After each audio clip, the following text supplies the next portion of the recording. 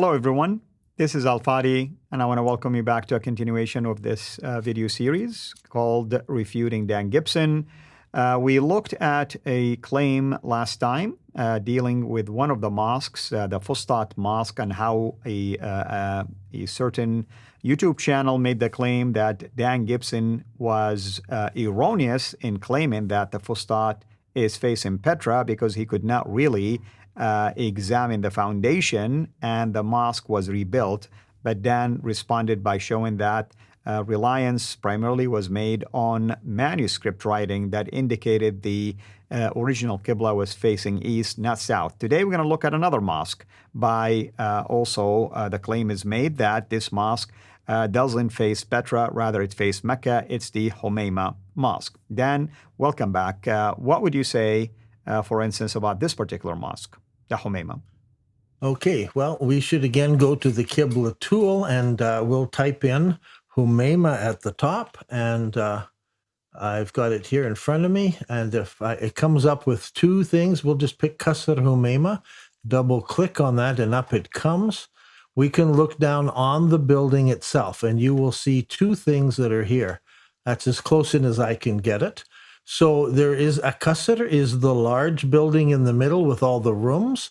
And then you'll see down below, there's more of a mosque, a smaller building here. These have mihrab on them, and they're facing down towards the south. And so which direction does this mosque face? I mean, we can look here, just click on it, and we can see here the direction. It's really not facing towards Mecca, which is the green one. It's pointing over here. So these mosques face in a different direction. And the mosque up here, I claim it's facing north. As you can see, the entire building is facing north, and nothing is facing in this building towards the city of Mecca. So the thing to do, besides looking at all the information here, is to click on more information and take us to the site that explains this page. There's a picture of the building there. We can walk around and examine it and look at it. Here is a drawing of the Qasr and those other smaller buildings on the right.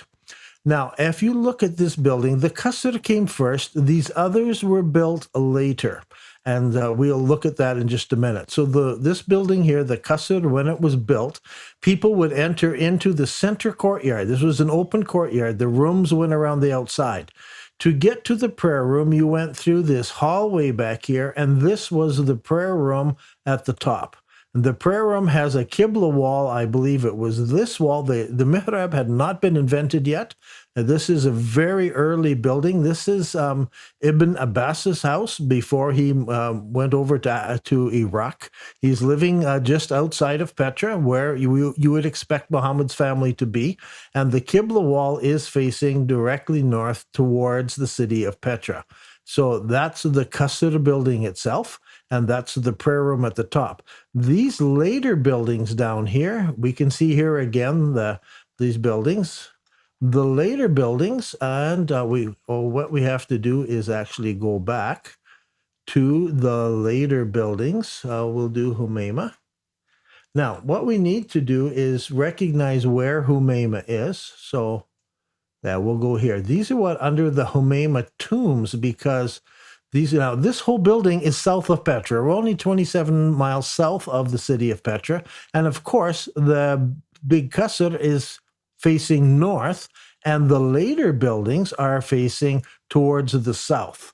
Get more data on that, you can go and look at these buildings. There's quite a bit of explanation there. And there is a paper, an academic paper we're quoting here. You can see the mihrab. There's a number of mihrabs here. But these here are actually tombs, and it gives the name for them. We're in Al-Humeima, and when these tombs were built. And you can go back and learn about these tombs. So basically, there are two things at this site, as we have mentioned. There is both bring it up again. There is both the Qasr, which is facing north, and the tombs, which are facing down towards Mecca, in the Mecca direction.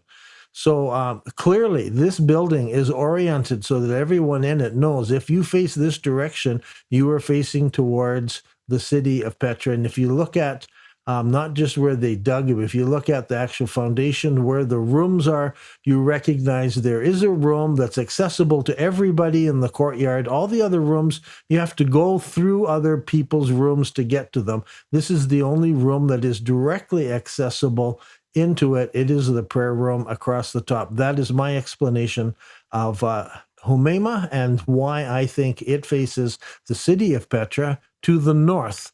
And the later buildings face Mecca to the south. Does that make sense? Absolutely. And in his argument, by the way, he was saying that basically the film does not go into detail on this qasr, meaning the palace. However, it mentions that the entire palace is oriented so that it faces north towards Petra. And, that was his, the gist of his argument. Now, he does address other things. If you want to maybe do one more episodes on that, the parallel mosques, he talk about that. The Sana'a Mosque, he talk about that. And then he goes on and add Hamin attacks, which I think we need to hold off until next time, where we do a deeper, series to continue with response. And I want to point something about the Wasit or the Wasit Mosque. He did say, Dan says it faces Petra. Actually, it is an in-between mosque. He says, here he is right. He's talking about, you're talking about right. him. Yeah. So the problem with Wasit is, that the satellite photography is not good in Iraq. You can't get in close. Google Maps, I've tried. You have to use other satellite images, or you have to go to the archaeological images that have been created. So here's what the archaeologists themselves have done up as what is going on there. Yeah. You will see that there are two mosques built one on top of the other. Correct. The lower mosque over here is a mosque that has been built by Al-Hajjaj, who we know who built the mosque. Mm-hmm. And that survived for a number of years and then was destroyed. And they built a newer mosque on top, and it had a totally different orientation. Right. So what's interesting is to see which direction the mosque faced so we can understand it. So let's go back to Wasit again. Yeah, and I want to tell people from an Arabic standpoint, from a linguistic standpoint, the name Wasit indicates something that is in between two things, at least. So. Right. So as you can see here, this is the Wasit Mosque, and the direction of the first mosque was in this direction. So it faces closer to what we call the between direction. I can just zoom out here. This is just Google Earth, so you can see. Look where that mosque is pointing. Petra is up here. Mecca is down here. What is it doing pointing there? Right.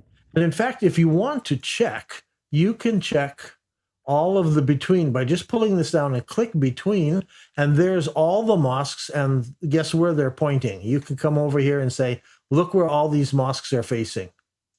Were those, is there any archaeological dating to point if they were towards the end of the Umayyads period or the beginning or during the Abbasides period, for instance? We can discuss the between mosques sometimes. They are basically all during the lifetime of Hajjaj. Right. The Wasit Mosque is the first one. He started it. He's ruling this area. He's not the Caliph. He's second under the Caliph. He starts this Wasit thing, this between or middle Qibla that's here. And it happens during his lifetime. There's a couple that come after his lifetime, but I think the construction started before he died. So basically, he's the guy who's responsible for getting mosques. And this is during Umayyad times, and he's doing it with the Caliph's permission. He's married to his family's married to the Caliph's family. So he's very much in control. Wonderful. Well, Dan, I want to thank you, of course, for doing this. And I think we're onto something here. Next time, we will continue to use this tool and use arguments that were raised against you from this channel or others. And hopefully you can walk people through the tool itself to show them how they can benefit from this tool how they can do their research, how they can even see for themselves what's going on. We encourage even the gentleman who is attempting to refute you to take advantage of that tool and at least present an argument maybe against the tool itself if he feels like the tool, and sadly he's talking about the phrases like deceptive or deceptions. I mean, I'm not really so sure why he has to go that far in making claims against what you're doing.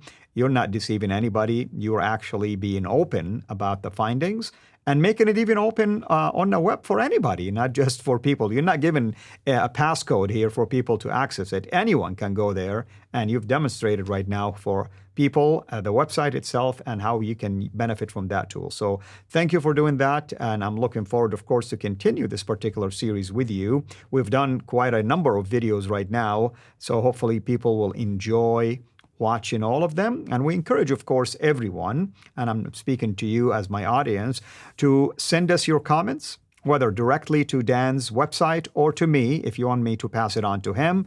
We look always for comments or observations that will enable us to even come up with contents to do more videos to respond to it.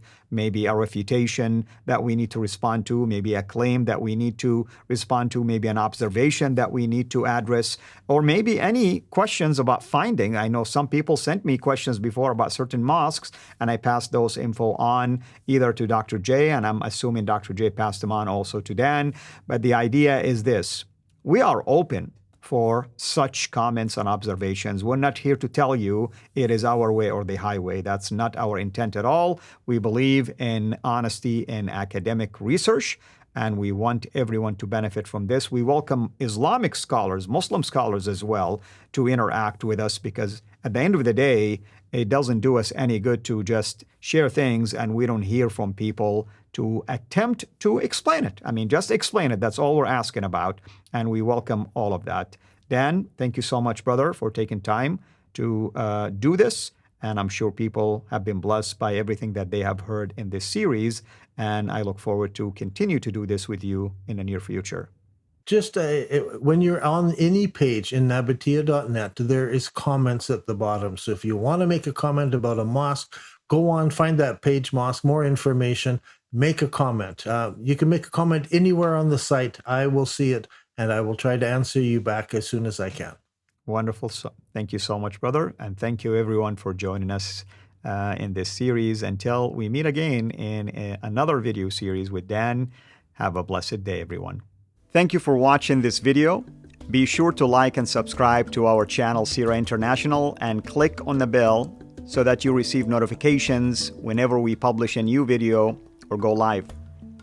I would also like to appeal to you to consider becoming a Patreon patron by clicking the link right below. By doing so, you can give towards the production of these videos.